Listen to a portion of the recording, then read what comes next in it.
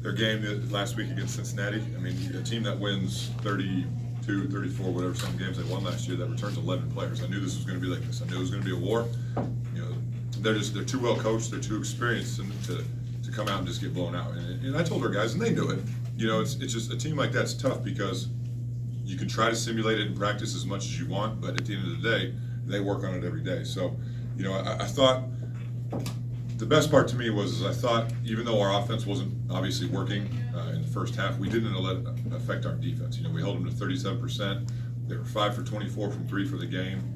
You know, obviously they started scoring around the rim a little bit more than they do. But I told our guys before the game, I said, look, we have to defend the three-point line. And I said, you got to try to make this team beat you by making 2-point shots, and they couldn't do it. But you know, I would not be shocked if that team wins a national championship in Division II. I mean, they are that talented, they're that well coached, and they just play together. But you know, it was a good experience for us. You know, a little adversity, good for me, good for our players. But you know, we're happy that we came out on top, and now we got to get ready for Sunday because it starts to count. So you know, take a day off tomorrow and get ready on Thursday. David, did you see any theme in the turnovers, especially a couple of the unforced early on? Yeah, we were just being careless with the ball. You know, we knew scouting report-wise, they're a heavy dig team, and what I mean by that is when you take a dribble towards the rim, they're going to have somebody converge on the ball and slap down, and we just didn't pay enough attention to it. You know, we knew we had to get to the corners. Problem was the guy with the ball wasn't being strong enough, got it slapped out of his hands, and we just, you know, you have to make the pass a little bit earlier. But, you know, that's where this team's really improved. Bellarmine, I mean, defensively. I mean, you know, they forced us into 20 turnovers. Some of them were careless by us, but, you know, at the end of the day, we didn't let our offense affect our defense for the most part, which was good to see.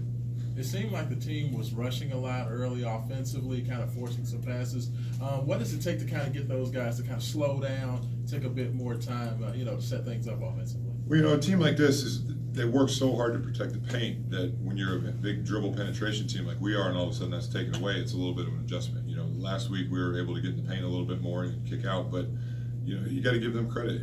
A lot of it was us, you know, just being careless, but a lot of it was them, you know, defensively. They were locked in on what they needed to do. But, you know, we made the adjustment in the second half. We didn't give up. I mean, Q got in the lane a couple times. Dang got in the lane a couple times and made the right pass, and, you know, it worked out for us.